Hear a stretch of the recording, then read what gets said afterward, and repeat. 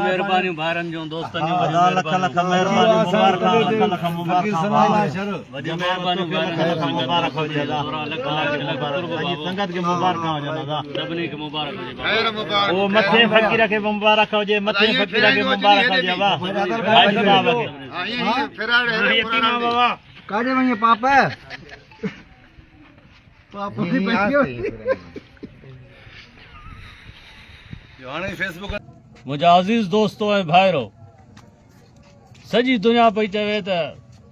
फ़क़ीर सनाउल्लाह शर किरमनल आहे धाड़ेल आहे माण्हू मारिया अथसि हीअं कया अथसि सॼी दुनिया खे मुगालतो हुयो पर अॼु अल्हम्दुलिल्लाह अलाह साईं जी महिरबानी सां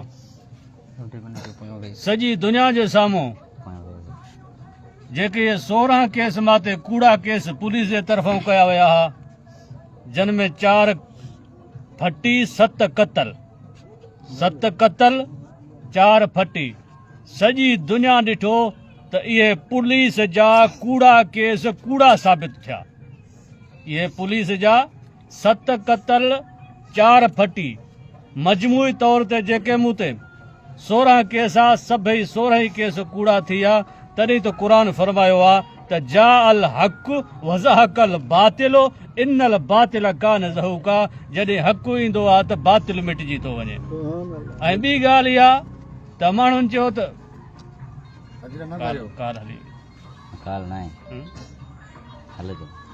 ऐं ॿी ॻाल्हि त मौत हयाती रब जे हथ में आहे माण्हुनि चयो त फ़क़ीर खे पुलिस मारे छॾींदी पर रब साईं फरमायो कुल्लो नफ़्सिन ज़ाइक़तुल मौत मौत त सभु कंहिंखे ईंदो पर इदा जा अजलहुम फला यस्ताखिरून साअतन वला यस्तक़दिमून जॾहिं मौत ईंदो त पोइ न घड़ी अॻिते थींदी न पोइते थींदी पर जे हयाती मुंहिंजी वधियल आहे त कंहिंजे हथ में मुंहिंजी हयाती कोन्हे हयाती मुंहिंजे रब जे हथ में आहे सुभान अल्लाह ऐं शाह अब्दुल लतीफ़ भिटाई रहमतुल्लाह अलैह फरमायो आहे त सोई राह रद्द करे सोई रहनुमाओ सोई राह रद्द करे सोई रहनुमाओ वतो इज़्ज़ो मंतशाओ वतो ज़िल्लो मंतशाओ इज़्ज़त ज़िल्लत जो मालिक बि ख़ुदा जी ज़ात आहे मौत हयाती जो मालिक बि ख़ुदा जी ज़ात आहे कूड़ कूड़ थींदो आहे सच सच थींदो आहे कूड़ो तरी तरी बि ॿुॾे सचो ॿुॾी ॿुॾी बि तरे असां सचा हुयासीं अॼु असां आज़ाद थिया वेठा आहियूं सॼी संगत खे मुंहिंजे परस्तारनि खे मुबारकबाद हुजे अस्सलाम वालेकुम